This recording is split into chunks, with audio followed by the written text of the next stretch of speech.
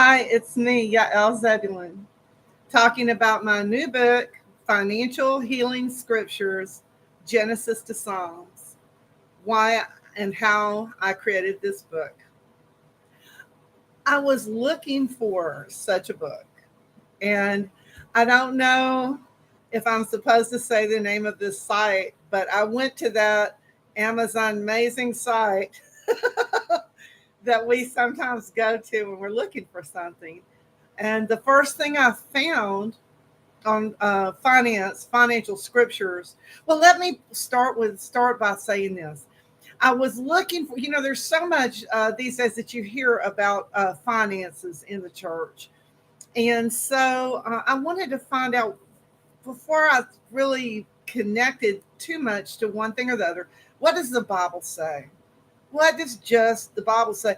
And so I wanted to get like a kind of a focus study going of just the scriptures regarding finance, but kind of off by themselves, where I could kind of look at that, and it's just a beginning for an initial starting to study about this. And I had a bunch of books like that on physical healing that have just the scriptures, and one of the ones that I really like, it has, I don't know if I can find one of the pages, but he has he'll have pictures anyway on some of his. I don't see one of the ones that had pictures, but and then hers too, that just has the scriptures on healing, which is really nice. It's a nice resource. But what I did find, as I was starting to tell you before, was on that Amazon amazing site. I found like these three huge volumes, and they were like $49.99 each. And I thought, for somebody that wants financial healing or that needs financial healing, they might feel that $49.99 was maybe kind of a bit, kind of a bit to spend. I did, so I didn't buy any of those, but they weren't really what I was looking for anyway. They weren't just scriptures. So that's what I wanted, was just scriptures.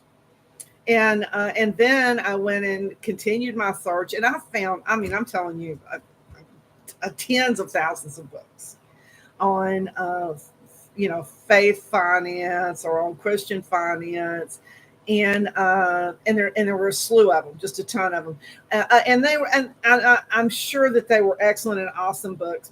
They were by anointed men and women of God. They had read the scriptures, they had studied them, and now they were going to tell you about it and share some scriptures with you. But again, that wasn't really what I wanted to begin with. I wanted to start out with just only the scriptures, just by themselves. And I couldn't. Now, what I did find, and you can find this for free now easily on the internet, is where you can go and you can find 10 or 15 scriptures that you can speak and confess over your finances. If you're just like, I just want to have faith for finances, you can get that for free. Do you a search on Christian finance or financial Bible verses, you'll find that, which is, it's nice. That's a nice resource. But anyway, so after a fruitless search, I thought maybe I'm supposed to create this book. So I did. I created this book, Financial Healing Scriptures, Genesis to Psalms, and this book is Genesis to Psalms. So to me, in my dedication, I said it's for Bible believers who are looking to develop, strengthen, and deepen their faith, that God desires and seeks their financial blessing, which is what I'm seeing. I'm seeing that. And so I said that. And I think that this book would be very beneficial to you if you were of Christian faith or of Jewish faith. Anyone could enjoy the art and the quotes. Anyone could enjoy that, but I think it's going to be the most effective, and that's who I was thinking of when I wrote this book. And so what I did was this: I started in Genesis, because Genesis is the beginning, and I added artwork that is what I took art from the common domain or the public domain, and I modified it.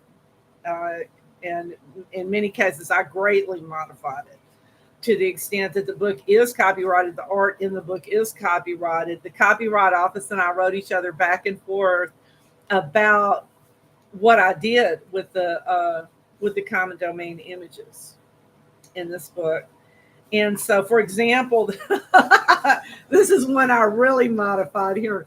It was Solomon, and it was a quote where he had a dream from God that God was going to bless him financially, because Solomon had not asked for finances, though. He had asked for an understanding heart.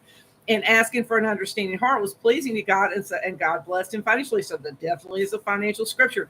But in this picture, in the original pic, you couldn't even Google search that picture and find it. I modified it so much, but it had the Queen of Sheba, and she wasn't wearing a lot in the video. So I'm not the video, in the painting.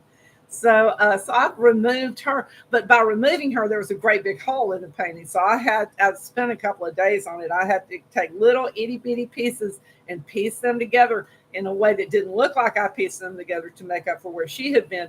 And the lines, you know how that Solomon, I already closed the book. I don't know if I could find it again.